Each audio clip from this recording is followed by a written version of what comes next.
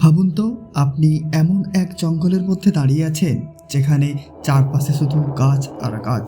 সূর্যের আলো আকাশ থেকে নেমে আসতে চাইলেও ঘন পাতার ছাদ তাকে মাটিতে পৌঁছাতে দিচ্ছে না। বাতাসে আর্দ্রতার ভার, মাটিতে পচা পাতার গন্ধ, দূরে অজানা কোনো প্রাণীর ডাক, আর আপনার চারপাশে এমন এক নীরবতা যা মাঝে মাঝে হঠাৎ ভেঙে যায় ভয়ঙ্কর কোনো শব্দে। আপনি জানেন না সামনে কি আছে, হয়তো একটি বিষাক্ত সাপ, হয়তো গাছের আড়ালে লুকিয়ে থাকা কোনো শিকারী প্রাণী, হয়তো এমন একটি নদী যার পানির নিচে অপেক্ষা করছে শিকারী মাছ। আর সবচেয়ে ভয়ঙ্কর বিষয় হলো, এই বিশাল জঙ্গলের এমন অনেক জায়গা আজও রয়েছে যেখানে মানুষের উপস্থিতি অত্যন্ত সীমিত। এই জঙ্গলই হলো আমাজন। দক্ষিণ আমেরিকার বিশাল অংশ জুড়ে বিস্তৃত আমাজন অববাহিকা পৃথিবীর অন্যতম বৃহৎ জীববৈচিত্র্যের কেন্দ্র। এর মধ্যে রয়েছে বিশাল আমাজন রেইন ফরেস্ট এবং পৃথিবীর অন্যতম দীর্ঘ ও প্রবাহমান নদী আমাজন নদী। কিন্তু প্রশ্ন হলো, আমাজন জঙ্গলকে কেন এত ভয়ঙ্কর মনে হয়? শুধু বন্যপ্রাণীর জন্য, নাকি এর ভেতরে লুকিয়ে আছে আরও বড় কোনো রহস্য? আজকের গল্পে আমরা প্রবেশ করব সেই অন্ধকার, রহস্যময় ও বিস্ময়কর পৃথিবীতে যেখানে প্রকৃতি একই সঙ্গে সুন্দর এবং নির্মম। দূর থেকে আমাজনকে দেখলে মনে হতে পারে এটি শুধু একটি বিশাল সবুজ বন, কিন্তু সেই সবুজের নিচে রয়েছে এক সম্পূর্ণ আলাদা পৃথিবী। হাজার হাজার কিলোমিটার জুড়ে ছড়িয়ে থাকা গাছপালা, নদী, জলাভূমি, পাহাড়, কাদা এবং অসংখ্য প্রাণী মিলে তৈরি করেছে এক বিশাল জীবন্ত বাস্তুতন্ত্র। এখানে একটি গাছের ডালে যে প্রাণীটি বসে আছে, তার নিচের পাতায় হয়তো রয়েছে অন্য একটি প্রাণী। সেই পাতার নিচে লুকিয়ে থাকতে পারে পোকা, আর সেই পোকাকে খাওয়ার জন্য অপেক্ষা করতে পারে আর একটি প্রাণী। অর্থাৎ আমাজনে প্রতিটি স্তরেই রয়েছে জীবন, কিন্তু জীবন যত বেশি, বিপদের সম্ভাবনাও তত বেশি। আমাজনের ভিতরে ঢুকলে প্রথমে যে বিষয়টি মানুষকে বিভ্রান্ত করতে পারে তা হলো দিক নির্ণয়। একই রকম দেখতে গাছ, লতা, ঝোপ আর অন্ধকার পরিবেশের কারণে পথ হারানো খুবই সহজ। একজন অভিজ্ঞ মানুষও ঘন জঙ্গলের মধ্যে ভুল পথে চলে যেতে পারেন, কারণ এখানে রাস্তা বলতে অনেক সময় কিছুই নেই। আপনি যে পথ দিয়ে এসেছেন, কয়েক ঘন্টা পর সেটি আপনার কাছে অপরিচিত মনে হতে পারে, আর তখন শুরু হয় আসল সমস্যা। আমাজনের কিছু অংশে গাছের মাথা এত ঘনভাবে একে অপরের সঙ্গে মিশে থাকে যে বনভূমির নিচের অংশে সূর্যের আলো অত্যন্ত সীমিত হয়ে যায়। উপরে রয়েছে বিশাল বৃক্ষের ছাদ, তার নিচে ছোট গাছ, তার নিচে লতা পাতা, আর সবশেষে পচা পাতা, কাদা, আর্দ্র মাটি। দিনের বেলাতেও জঙ্গলের ভেতরে অনেক জায়গা অন্ধকার মনে হতে পারে। আপনি যদি এমন পরিবেশে একা থাকেন, আপনার মস্তিষ্ক সবসময় সতর্ক থাকবে, কারণ আপনি জানেন কেউ আপনাকে দেখছে কি না আপনি জানেন না, কিন্তু আপনাকে কেউ দেখছে এই সম্ভাবনা সবসময় রয়েছে। আমাজনের সবচেয়ে ভয়ঙ্কর বিষয় হয়তো কোনো নির্দিষ্ট প্রাণী নয়, বরং তার অজানা শব্দ। দিনের বেলা পাখির ডাক, বানরের চিৎকার, পোকামাকড়ের শব্দে জঙ্গল জীবন্ত মনে হয়, কিন্তু রাত নামার সঙ্গে সঙ্গে দৃশ্য বদলে যায়। অন্ধকার আরও ঘন হয়, একটি শব্দ আসে ডান দিক থেকে, আরেকটি শব্দ আসে বাম দিক থেকে। কিছু শব্দ এত অদ্ভুত যে অভিজ্ঞ মানুষও প্রথমবার শুনে বুঝতে পারেন না সেটি কোন প্রাণীর আওয়াজ। আর যখন আপনি জানেন না শব্দটি কোথা থেকে আসছে, তখন ভয় আরও বাড়ে, কারণ জঙ্গলে বিপদ দেখার আগেই অনেক সময় তার উপস্থিতি শোনা যায়। আমাজনের ভয়ের গল্প সাপের কথা না বললেই নয়। তাই এই অঞ্চলে বিভিন্ন ধরনের সাপ বসবাস করে। তাদের মধ্যে কিছু অত্যন্ত বিষাক্ত, আবার বিশাল বিশাল বড় আকারের। কিন্তু সবচেয়ে ভয়ঙ্কর বিষয় হলো, ঘন জঙ্গলকে সাপ দেখা সবসময় সহজ নয়। একটি সাপ গাছের ডালে স্থির হয়ে থাকতে পারে। আপনি হয়তো তার পাশ দিয়ে চলে গেলেন, অথচ বুঝতেই পারলেন না সেখানে একটি প্রাণী রয়েছে। মাটির ওপর পড়ে থাকা শুকনো লতার মতো দেখতে কোনো কিছু আসলে সাপও হতে পারে। তবে একটি বিষয় মনে রাখা জরুরি, আমাজনের সব সাপ মানুষকে আক্রমণ করে না। বেশিরভাগ বন্যপ্রাণী মানুষকে এড়িয়ে চলতে চায়, কিন্তু জঙ্গলে আপনি যখন কোনো প্রাণীর খুব কাছাকাছি চলে যান, তখন আত্মরক্ষার কারণে পরিস্থিতি বিপজ্জনক হয়ে উঠতে পারে। আমাজনের নাম শুনলেই অনেকের মাথায় প্রথমে আসে অ্যানাকোন্ডার কথা। বিশাল আকারের এই সাপ নিয়ে অসংখ্য গল্প প্রচলিত আছে। সিনেমায় কখনো দেখা যায় অ্যানাকোন্ডা মানুষকে তাড়া করছে, আবার কখনো বিশাল সাপকে পুরো নৌকো ঘিরে ফেলতে দেখা যায়। বাস্তবে অ্যানাকোন্ডা অবশ্যই শক্তিশালী শিকারী, কিন্তু সিনেমার মতো প্রতিটি মানুষকে শিকার করার জন্য তারা জঙ্গলে ঘুরে বেড়ায় এমন ধারণা সঠিক নয়। অ্যানাকোন্ডা সাধারণত পানির কাছেই পরিবেশে থাকে এবং সুযোগ পেলে বিভিন্ন প্রাণী শিকার করে।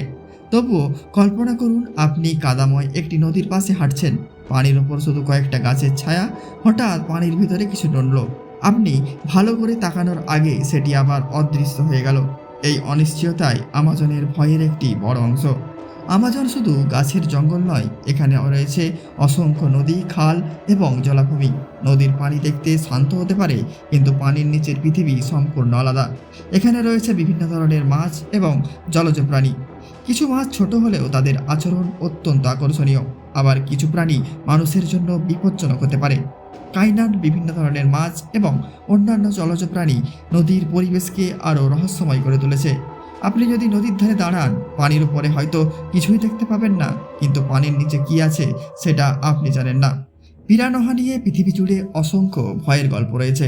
সিনেমা ও জনপ্রিয় সংস্কৃতিতে তাদের প্রায়ই এমনভাবে দেখানো হয় যেন তারা পানিতে নামা যে কোনো মানুষকে মুহূর্তের মধ্যে আক্রমণ করবে। বাস্তবতা কিছুটা আলাদা। পিরানহার বিভিন্ন প্রজাতি রয়েছে এবং তাদের খাদ্যাভ্যাসও এক নয়। তবুও তাদের ধারালো দাঁত এবং দলবদ্ধ আচরণ তাদের আকর্ষণীয় ও ভীতিকর করে তুলেছে। আর আমাজনের মতো বিশাল নদীতে আপনি যখন পানিতে নামবেন, তখন আপনি কখনোই জানেন না পানির নিচে ঠিক কী রয়েছে। এই অজানাটাই ভয় তৈরি করে। আমাজনের বিপদ শুধু বিশাল প্রাণীদের মধ্যে সীমাবদ্ধ নয়, বরং অনেক সময় সবচেয়ে ছোট প্রাণী বড় সমস্যা তৈরি করতে পারে। মশা, পিঁপড়ে, বিভিন্ন ধরনের পোকামাকড় ও পরজীবী সব মিলিয়ে জঙ্গলের পরিবেশ মানুষের জন্য কঠিন করে তোলে। একটি ছোট্ট মশার কামড়ও কিছু অঞ্চলে রোগের ঝুঁকি তৈরি করতে পারে, আর কিছু পিঁপড়ের কামড় এতটাই যন্ত্রণাদায়ক হতে পারে যে স্থানীয় মানুষও তাদের এড়িয়ে চলে। অর্থাৎ আমাজনে বিপদ সবসময় চোখের সামনে থাকে না, কখনো বিপদ আপনার শরীরের উপরই এসে বসে। আমাজনের জঙ্গলে এমন অনেক পোকামাকড় রয়েছে যাদের দেখে মনে হতে পারে এগুলো কোনো কল্পবিজ্ঞানের সিনেমা থেকে বেরিয়ে এসেছে। কেউ পাতার মতো দেখতে, কেউ গাছের ছালের মতো, কেউ আবার এত ছোট যে চোখে সহজে ধরা পড়ে না। এই প্রাণীগুলোর একটি অসাধারণ ক্ষমতা হলো নিজেদের পরিবেশের সঙ্গে মিশে যাওয়া। তাই আপনি জঙ্গলের দিকে তাকিয়ে মনে করতে পারেন সামনে শুধু গাছপালা, কিন্তু সেই গাছপালার মধ্যেই শত শত প্রাণী লুকিয়ে থাকতে পারে। এবার আসা যাক আমাজনের অন্যতম বিখ্যাত শিকারীর কাছে, জাগুয়ার। শক্তিশালী শরীর, অসাধারণ গতি এবং নিখুঁত শিকারের ক্ষমতার জন্য জাগুয়ার আমাজনের অন্যতম শীর্ষ শিকারী। কিন্তু এর সবচেয়ে রহস্যময় দিক হলো জাগুয়ারকে দেখে খুব সহজ নয়। এরা নিঃশব্দে চলতে পারে এবং ঘন জঙ্গলের মধ্যে নিজেদের লুকিয়ে রাখতে পারে।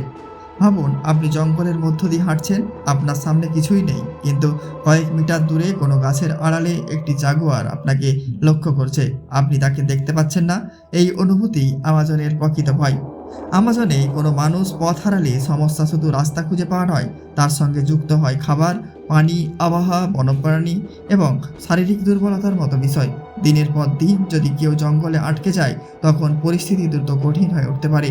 বৃষ্টির পানি জমে যেতে পারে, কাপড় ভিজে থাকতে পারে, মাটিতে কাদা, চারপাশে ঘন জঙ্গল, মোবাইল নেটওয়ার্ক বা আধুনিক যোগাযোগের সুযোগ অনেক জায়গায় সীমিত হতে পারে। তখন মানুষ বুঝতে পারে প্রকৃতির সামনে আধুনিক প্রযুক্তিও সবসময় যথেষ্ট নয়।